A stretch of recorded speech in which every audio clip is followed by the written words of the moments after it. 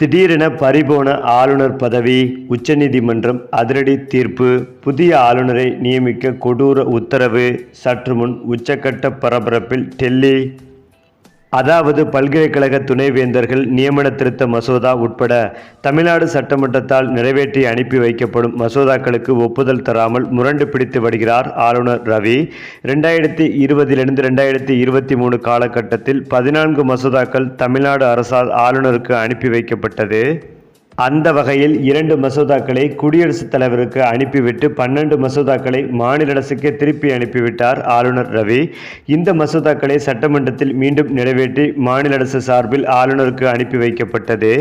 2வது முறையும் அனுப்பினால் ஒப்புதல் தர வேண்டும். உடனே ஆளுநர் அந்த 12 மசோதாக்களையும் குடியரசுத் தலைவருக்கே அனுப்பிவிட்டார். இதனால் அது கிடப்பில் கிடைக்கிறது. இது மாநில அரசு பல்கலைக்கழகங்களை முடக்கும் செயல் ஆகும். இதற்கு எதிராக உச்சநீதிமன்றத்தில் தமிழக அரசு மனு தாக்கல் செய்துள்ளது. இந்த வழக்குகள் நீதிபதிகள் JB பர்திவாலா, R மகாதேவன் அமர்வு முன் விசாரணைக்கு வந்தது. குறிப்பாக தமிழ்நாடு சட்டமன்றத்தில் நிறைவேற்றி அனுப்பி வைக்கப்படும் மசோதாக்கள் மீது எந்த முடிவும் எடுக்காமல் நிறுத்தி வைப்பதற்கான காரணம் என்ன? மேலும் 2 மசோதாக்களை ஆளுநர் ஏன் குடியரசுத் தலைவருக்கு அனுப்பினார்? 10 மசோதாக்கள் மீது முடிவெடுக்க மறுத்ததற்கான காரணம் என்ன? அரசு மறுபடியும் மசோதாக்களை நிறைவேற்றி அனுப்பும் போது மசோதாக்களை ஆளுநரால் நிறுத்தி வைக்க முடியுமா? இவ்வளவு காலமாக ஏன் மசோதாக்கள் மீது முடிவு எடுக்கவில்லை? அதேபோல் மசோதாக்கள் மீது முடிவு எடுக்காமல் ஆளுநர் நிறுத்தி வைத்தார் என்றால் அது எந்த பிரிவின் படி? அரசியல் சாசனம் 200 அல்லாமல் வேறு ஏதேனும் விதிமுறை உள்ளதா என்று முதல் நாள் விசாரணையில் சரமாரியாக கேள்வி எழுப்பிய உச்சநீதிமன்ற நீதிபதிகள் ஆளுநர் தனக்கு வேண்டியபடி சுயமாக முடிவு எடுத்துள்ளார். குறிப்பாக எந்தவித ஆதாரங்களும் ஆவணங்களும் இல்லாமல் மசோதாக்களை நிறுத்தி வைத்ததற்கு ஆதரவாக வாதிடுவதை ஏற்க முடியாது. ஆளுநர் ஏன் மசோதாக்களை நிறுத்தி வைத்தார் என்பதை தெளிவாக தெரிவிக்க வேண்டும் என்று அட்டர்னி ஜெனரலிடம் நீதிபதிகள் கண்டிப்புடன் தெரிவித்தனர்.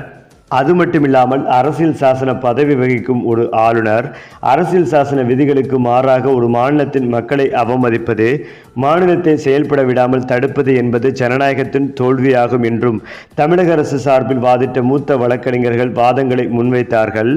அதேபோல் ஆளுநர் ரவிக்கு எதிராக உச்சநீதிமன்றத்தில் எழுப்பப்பட்ட கேள்விகள்: பல்கலைக்கழக மசோதா ஒன்றிய சட்டத்திற்கு எதிராக இருந்தால் அடுத்த நடவடிக்கை என்ன? மாநில அரசு எப்படி செயல்படும் என்று நினைக்கிறீர்கள்?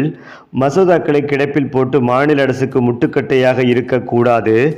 மசோதாவை குடியரசுத் தலைவருக்கு அனுப்பும் போது குறிப்பு ஏதும் இல்லாமல் அனுப்புவது ஏன்? நாட்டின் குடியரசுத் தலைவர் அவராகவே ஆளுநரிடம் கேட்டு தெரிந்து கொள்வாரா? அதேபோல் தமிழ்நாடு அரசின் மசோதா விவகாரத்தில் குடியரசுத் தலைவர் எப்போது முடிவை அறிவிப்பார்?